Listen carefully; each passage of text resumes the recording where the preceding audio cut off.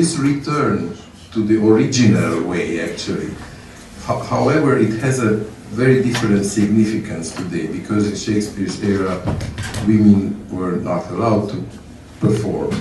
Today, this has a very strong and different, and in both performances, somehow, I remember seeing in the Théâtre des Gémeaux in Seoul the 12th night, and I never saw in a 12th night such a strong drama of Malvolio, who is so naive and innocent, believes his friends, and then he's very disappointed. And it went, I never seen such a tragical 12th night. And it was somehow, like the Ormerod cast made this play and drama very clear. I wasn't paying attention to the gender of the, so the drama somehow sounded more clear. Why did you, when you did As You Like It, what was the reason you decided to do an Ormerod and then later?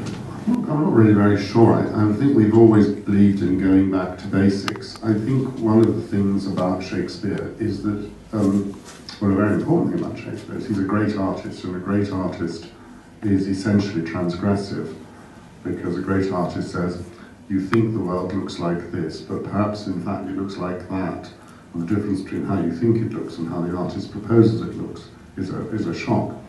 And anybody who says, you know the way you think the world is, well, you're right, that's exactly how it is. That's not an artist. That's why I never really understand, I genuinely don't understand the expression that we have in English, which is the decorative arts. I mean, I like to have nice, neutral surroundings where I live, but it's not an art, it's something else. And art is much more carnal to me and more astonishing. And I think you never need to have, I'm always terrified when people have ideas with Shakespeare. Somebody came up to me the other day and said, I have a great idea for Macbeth. I said, she said, I think Lady Macbeth is having an affair with Duncan.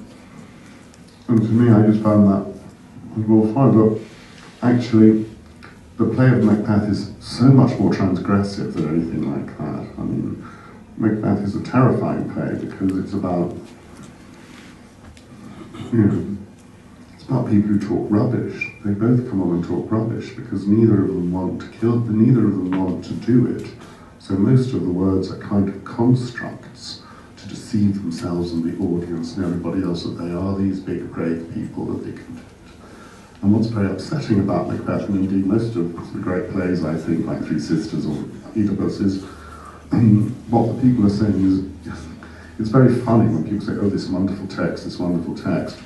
And it is a wonderful text, but it's not a wonderful text because these people are saying wonderful things. It's a wonderful text because they're talking rubbish.